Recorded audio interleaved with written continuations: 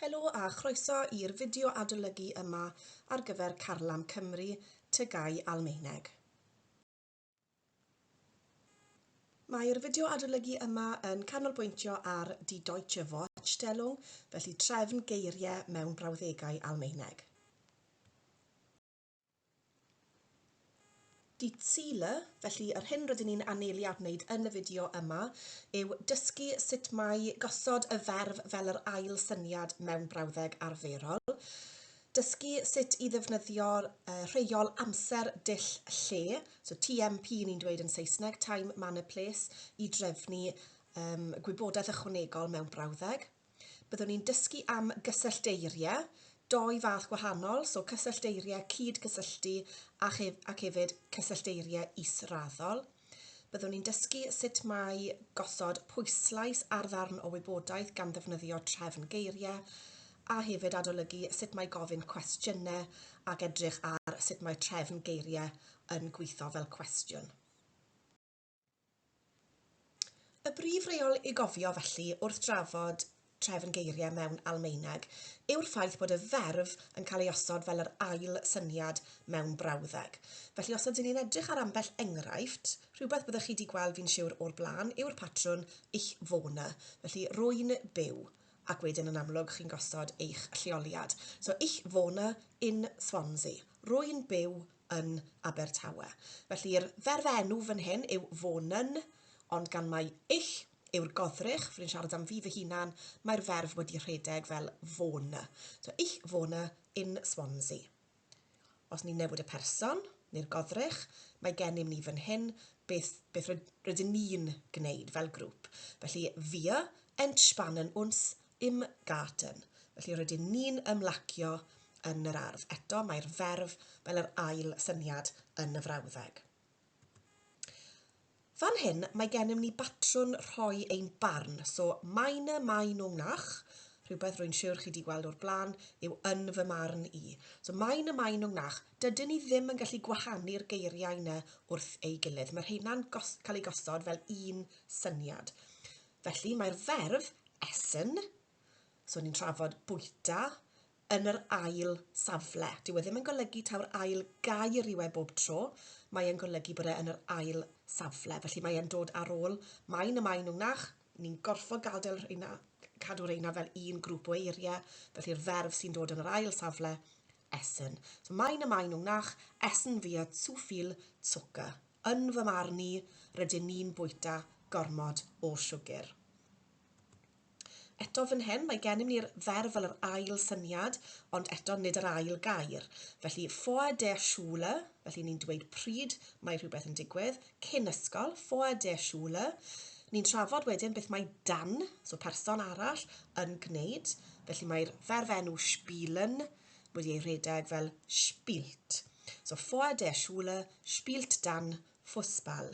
Cyn ysgol, mae Dan yn chwarae pêl-droed. So eto berf fel yr ail syniad. A'r enghraifft ola, der große Bus, so mae'r bws mawr, der große Bus, fel un syniad gyda'i gilydd. Dyna'r goddrych, beth mae e'n gwneud, felly yw fährt, wedi dod o fahren, langsam, so yn araf. Felly mae'r bws yn teithio yn araf. Felly fel rydych chi'n gallu gweld, mae'r ferf yn yr ail syniad, ddim o reidrwydd yn golygu bod y ferf yn cael ei gosod fel yr ail gair yn y frawddeg. Roedd yr enghreifftiau hynny i gyd yn amser y presennol gyda dim ond un berf yn y frawddeg bob tro. Ond beth sydd yn digwydd mewn amseroedd eraill o'r ferf ble mae gennym ni mwy nag un berf yn y frawddeg. So enghraifft, yn y gorffennol mae angen doi ferf arno ni.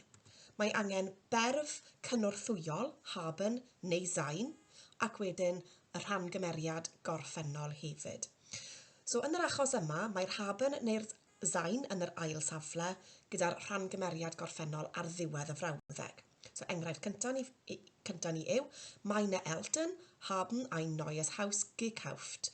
Mae fy rhieni wedi prynu tŷ newydd. Haben fel yr ail syniad, rhangymeriad gorffennol gekauft ar ddiwedd y frawddeg. Yr un peth os rwy'n newid y goddrych i wir, so beth wnaethon ni fel grŵp, Tro hyn rwy'n defnyddio gean, mynd. Yn y gorffennol mae gean yn defnyddio sein. Felly rwy'n rhedeg y ferf sein i gyd fynd gyda'r goddrych via ac mae zynt wedyn yn mynd yn yr ail safle. So via zynt ins kino geg angen. Eithon ni i'r sinema. Gallen ni fod yn rhoi pryd digwyddodd rhywbeth ar ddechrau'r frawddeg. So gesten, ddoi. Eto wedyn mae angen i'r ferf cynorthwyol fynd yn yr ail safle. So haben. So gesten habe ich eine lustige Fernsehsendung gesehen. Rhangymeriad gorffennol eto ar y diwedd. So ddoi nes i wylio rhaglen teledu doniol. Yn y dyfodol mae angen y ferf werden gyda wedyn berf enw ar ddiwedd y frawddeg. So rwy'n trafod fi, felly rydw i'n mynd i ddefnyddio werde. So ich werde fel yr ail syniad, morgen studieren. So fori rydw i'n mynd i astudio. Gallen ni hefyd trafod yr amodol. So beth gall ddigwydd. So ich würde morgen lernen, wenn ich mehr Zeit hätte. So bydden ni'n astudio fori os oedd mwy o amser gen i. Yr un peth gyda berfau modd, er enghraifft können, a rwy'n trafod hi. So rwy'n dweud sie kann, so mae'r berf modd gen i fan hyn yn yr ail safle, gyda'r ferf enw wedyn ar y diwedd. So sie kann sehr gut schwimmen. Mae hi'n gallu nofio'n dda iawn. Nawr ein bod ni'n deall sut mae creu brawddeg weddol syml gyda'r ferf fel yr ail syniad, mae angen i ni edrych ar sut gallen ni osod mwy o fanylder un brawddegau, falle mewn arholiad ysgrifennu neu mewn asesiad llyfaredd, bwysig iawn i bod ni'n gallu ychwanegu manylder un brawddegau. Mae'n rhaid i ni gofio yn Almaeneg y drefn amser, dull, lle. Yn Saesneg ni'n dweud TMP, Time, Manner, Place. Bach yn haws falle i gofio yn Saesneg, TMP. Felly gydag amser ni'n trafod pryd neu pa mor aml mae rhywbeth yn digwydd. Sut neu'r dull ni'n dweud falle dull teithio er enghraifft neu gyda phwy oeddech chi. Ac wedyn y lleoliad, ble mae rhywbeth yn digwydd neu i le mae rhywun yn mynd er enghraifft.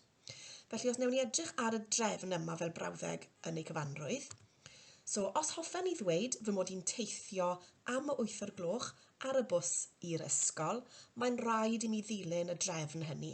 So ich fahre 8 Uhr mit dem Bus zur Schule. Dydw i ddim yn gallu cymysgu'r wybodaeth yna. Felly gallen ni ddim a dweud ich fahre mit dem Bus zur Schule 8 Uhr. Dyw hwnna ddim yn bosib. Yr un peth gyda rydw i'n chwarae bob dydd gyda'r ci yn y parc. Mae'n rhaid i mi ddilyn y drefn hynny o ran manylder. So ich spiele jeden Tag mit meinem Hund im Park. Mae'r wybodaeth yna'n gorfod bod yn y drefn hynny. Enghreifftiau pellach. Ich lerne morgen fleißig zu Hause. Wir arbeiten heute ruhig im Büro. Fährt am Abend schnell nach Berlin. Ich gehe später alleine in die Stadt. Felly rydych chi'n gallu gweld gyda'r lliwiau hynny bod yr amser wedyn y dull ac wedyn y lleoliad. Mae fe'n dilyn y trefn TMP, amser, dull a lle. Mae cysyllteiriau cydgysylltu yn cymryd 2 gymal sydd yn annibynnol a'i gosod nhw fel un brawddeg mwy hir. So mae cymalau annibynnol yn rhai bydde'n gwneud synnwyr pe bai nhw'n sefyll ar eu pennau eu hunain.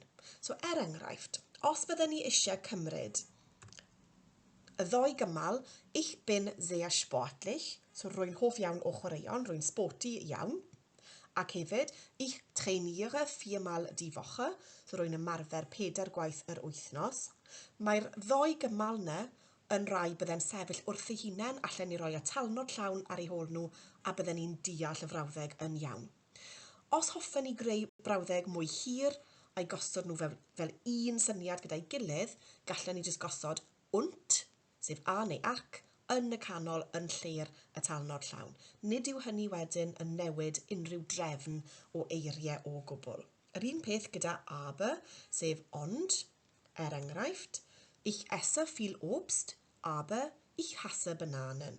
So rwy'n bwyta llawer o ffrwythau, ond dydw i ddim yn hoffi neu rwy'n casau bananas. So eto bydde ich esse viel Obst yn sefyll wrth ei hunan fel brawddeg synhwyrol, yr un peth gyda ich hasse Bananen. Na gyd rwy'n gwneud yw cael gwared ar y talnod llawn a gosod aber yn ei le. Does dim newidiad i drefn y geiriau o gwbl. Den, sef achos, rhoi rheswm dros rhywbeth. Sie sind ins Konzert gegangen. Mae hwnna'n frawddeg, mae hwnna'n gymal annibynnol wrth ei hunan. Ond os hoffen ni rhoi rheswm dros y ffaith bod nhw wedi mynd i gyngerdd, gallen ni ddweud, denn sie wollten ihre Lieblingsband sehen. Achos roedden nhw eisiau gweld ei hoff band. So eto, jyst cael gwared ar y talnod llawn a gosod den mwyn cysylltu dou gymal at ei gilydd. Oder, sef neu. Enghraifft, wir sehen abends fern oder wir lesen. So, yn y nos yn y nosweithi, rydyn ni'n gwylio teledu, neu rydyn ni'n darllen. So, bod wir lesen yn fyr iawn fel cymal, mae fe'n annibynnol, mae'n gwneud synwyr just wrth ei hunan.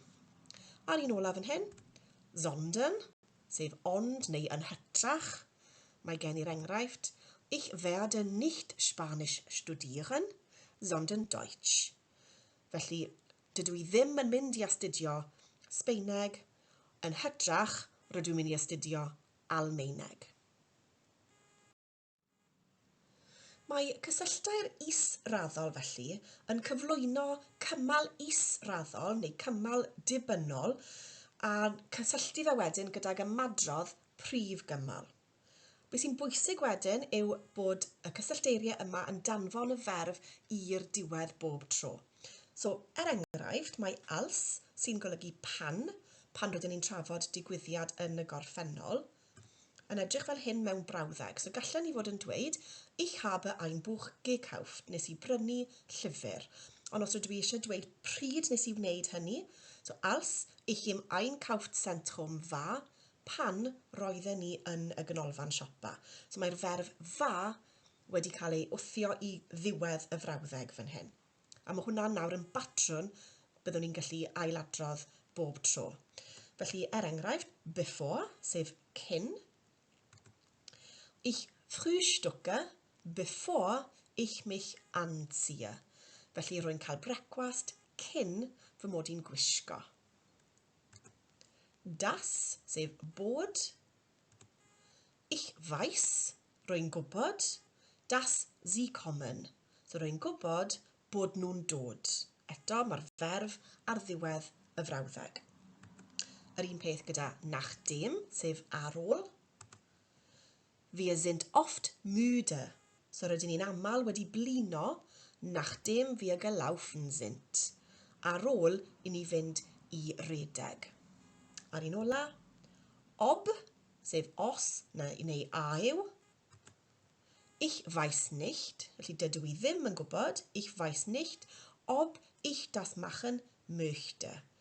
So, os hoffen i wneud hynny. So eto, mae'r möchte wedi ei wthio i ddiwedd y frawddeg. Mwy o gysyllteiriau is-raddol felly. Mae gennym ni obwohl, sef bod, enghraifft fel brawddeg. Sie isst viel Kuchen, obwohl es nicht gesund ist. So mae hi'n bwyta llawer o gacennau, bod hynny ddim yn iachus. So eto mae'r ist wedi ei wthio i ddiwedd y frawddeg. Mae fail yn un byddwch chi'n defnyddio tipyn, sef oherwydd, so rhoi rheswm dros rhywbeth. Enghraifft, ich bleibe heute zu Hause, weil ich viel zu tun habe. So rwy'n aros adre heddi, oherwydd mae gen i gymaint i wneud, neu llawer i wneud. So eto mae'r habe ar ddiwedd y frawddeg. Wenn, sef os neu pan. Wird uns besuchen, wenn die Zeit hat. So, fe fydd e'n ymweld â ni os mae'r amser ganddo. So mae'r hat eto ar ddiwedd y frawddeg. Damit, sef mwyn. Sie trainiert viel, damit sie besser spielen kann. So mae hi'n ymarfer llawer mwyn ei bod hi'n chwarae yn well. So mae'r can eto ar ddiwedd y frawddeg. Os hoffen ni roi pwyslais ar ddarn o wybodaeth, mae gosod trefn geiriau gwahanol yn gallu helpu gyda hynny. Os ydych chi'n dechrau'r frawddeg gyda'r hyn rydych chi eisiau pwysleisio, mae hynny wedyn yn gosod y pwyslais yna yn naturiol. Ond wrth wneud hynny, mae angen i ni gofio bod y ferf dal i fod yn yr ail safle, dyna'r ail elfen. Felly mae angen i chi wedyn gyfnewid safle'r ferf a'r goddrych, y person neu'r peth sydd yn gwneud y ferf. So enghraifft, dyma frawddeg arferol, tebyg i beth rydyn ni newydd weld gyda'r cysyllteiriau ar y sleid just cyn. So, wir sitzen im Schatten, weil es viel zu heiß ist. So, rydyn ni'n eistedd yn y cysgod oherwydd mae y llawer yn rhy dwym. Ond os hoffen ni bwysleisio y ffaith bod hi'n dwym iawn, y tymheredd, byddwn ni'n newid trefn y frawddeg a gosod y darnau o wybodaeth ar y dechrau. So bydde hynny wedyn yn golygu bod ni'n dechrau gyda weil es viel zu heiß ist. Eto gyda'r ferf ar ddiwedd y cymal oherwydd bod gennym ni weil ar y dechrau. Wedyn mae'n bwysig bod ni'n cofio'r coma cyn bod ni wedyn yn gosod y ferf yn yr ail safle. So mae'r ail safle fan hyn nawr ar ôl y coma. Felly, sitzen wir im Schatten. So chi'n gallu gweld bod y ferf a'r goddrych wedi'n cyfnewid safle. A mae hwn wedyn yn batrwm, newch chi weld yn aml, y ferf, coma a wedyn berf arall. Enghraifft arall, brawddeg arferol, sie weiß nicht, ob es möglich ist. Dyw hi ddim yn gwybod os mae hynny'n bosib. Ond os hoffen ni bwysleisio y posibilrwydd yna, mae ni'n gosod hwnna gynta. Ob es möglich ist, coma, wedyn mae'r ferf yn dod yn yr ail safle. Weiß sie nicht. So eto mae gennym ni'r ferf, coma, ferf, fel patrwm. Yr un ola. Ich bin immer glücklich, wenn ich die ersten Narzissen sehe. So rydw i o hyd yn hapus pan rydw i'n gweld y daffodils cynta. Os hoffen ni bwysleisio'r blodau, byddwn ni'n gosod rheina yn gynta a dweud, wenn ich die ersten Narzissen sehe, bin ich immer glücklich. So eto, mae'r sehe ar ddiwedd y cymal cynta oherwydd wenn, ac wedyn mae'r ferf yn yr ail safle yn dod ar ôl y coma. So'r bin ich, goddrych wedi newid safle gyda'r ferf. Os hoffen ni greu cwestiwn, mae trefn geiriau yn gallu helpu ni gyda hynny hefyd.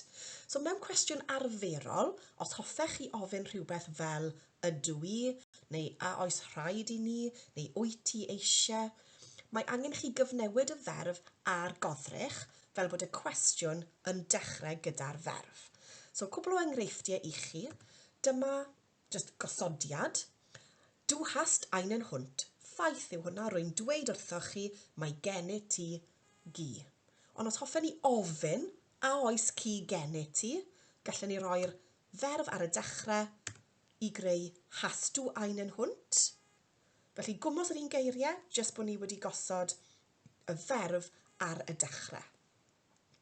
Yn yr un ffordd, sie hat früher in Essen gewohnt. Ffaith yw hwnna, roedd hi arfer byw yn Essen. Os hoffen ni ofyn hynny fel cwestiwn, gallwn ni gosod hat sie ar y dechrau, wedyn gweddill y frawddeg. So, hat sie früher in Essen gewohnt. So, oedd hi arfer byw yn Essen. Cwestiwn yw hynny felly. Ar un ola, wir müssen das Auto heute zum Werkstatt bringen. So mae'n rhaid i ni heddi fynd â'r car i'r garej. Ffaith yw hynny. Ond os hoffen ni ofyn fel cwestiwn, eto gosod y ferf ar y dechrau, mae gennym ni müssen wir das Auto heute zum Werkstatt bringen? Mae'n helpu hefyd i godi llais ar y diwedd jyst i wneud e hyd yn oed yn fwy clir mae cwestiwn rydych chi'n gofyn. Hefyd mwyn gofyn cwestiynau, mae'r geiriau w yn bwysig iawn, ac os ydyn ni'n defnyddio gair cwestiwn sydd yn dechrau gyda w, mae angen i ni gofio wedyn y rheol y ferf fel yr ail elfen neu'r ail syniad. So dyma'r geiriau cwestiwn, neu sawl un ohonyn nhw sydd yn dechrau gyda w. So mae gennym ni van, warum, was für, wer, wie viel, wie viele, wo, woher, wohin. Os ydyn ni'n dechrau brawddeg, dechrau cwestiwn gydag un o'r geiriau yma, y ferf wedyn sydd yn dod nesaf. So enghraifft, byddech chi wedi dysgu rwy'n siwr, fi haes dw, sef beth yw dy enw di, neu'n llythrenol, sut wyt ti'n cael dy alw. Eto mae'r ferf fan hyn yn yr ail safle. Os mae'r cwestiwn, neu'r geiriau cwestiwn yn cynnwys mwy nag un gair, maen nhw'n aros fel un syniad. So enghraifft, fi alt yw pa mor hen, fi alt. Dydyn ni ddim yn gallu gwahanu'r geiriau yna o'i gilydd. Felly mae'r bist, sef y ferf, yn dod yn yr ail safle, ond dyw e ddim yr ail gair. So fi alt bist du, faint oed wyt ti? Wo wohnst du, ble wyt ti'n byw? Woher kommst du, o ble rwyt ti'n dod? Wer ist das, pwy yw hwnnw neu honno? Ar un ola, wie viele Geschwister hast du? Sawl brawd a chwaer sydd gen ti. So eto, dyw'r ferf ddim o reidrwydd yr ail gair, ond yr ail syniad, yr ail elfen. I grynhoi felly, dyma'r top tips sydd gen i wrth feddwl am drefn geiriau yn Almaeneg. Prif un yw cofiwch wrth ddefnyddio prif gymal, mae'r ferf bob amser yn safle yr ail syniad. Nid o reidrwydd yr ail gair, ond yr ail elfen, yr ail syniad. Does dim ots beth sydd yn dod gynta, mae'r ferf yn safle yr ail syniad. Wrth i chi ychwanegu manylion, cofiwch bod chi'n dilyn y drefn amser dull lle, time, manner, place, mwyn gwneud i'r frawddeg swnio'n fwy llyfn. Wrth bod chi'n gofyn cwestiwn, os mae ateb y cwestiwn yw ie neu na, neu ydw neu nac ydw ac yn y blaen, yes or no yn Saesneg, mae'r ferf yn dod gyntaf. So enghraifft, spielst du, wyt ti'n chwarae. Os mae'r cwestiwn yn dechrau gyda gair w, enghraifft fo, mae'r ferf wedyn yn yr ail safle. So wo wohnst du, enghraifft. Wrth i ni ddefnyddio cymal israddol, gan ddefnyddio geiriau fel fail, das, fen neu obfôl, cofiwch bod y ferf wedyn yn cael ei wthio i ddiwedd y cymal. Ac os oes gennych chi mwy nag un berf, so enghraifft bod 2 ferf yn y frawddeg, mae'r ail un yn mynd i'r diwedd. So mae hwnna yn berthnasol i ferfau modal neu modd, enghraifft ich möchte, ar amser berffaith, so enghraifft ich habe rhywbeth gemacht. So mae'r rhan gymeriad gorffennol wedyn yn mynd i ddiwedd y frawddeg. Cofiwch hefyd gwblhau'r ffurflen, y ffom ar gyfer trefn geiriau Almaeneg sydd yn yr adran adnoddau, jyst rhywbeth i chi ymarfer yr hyn rydych chi wedi adolygu yn y fideo yma. Hoffwn ddymuno viel Glück, pob lwc i chi ar gyfer gweddill eich astudiaethau yn Almaeneg, a diolch i chi am wrando ar y fideo adolygu yma ar gyfer Carlam Cymru. Viel Glück.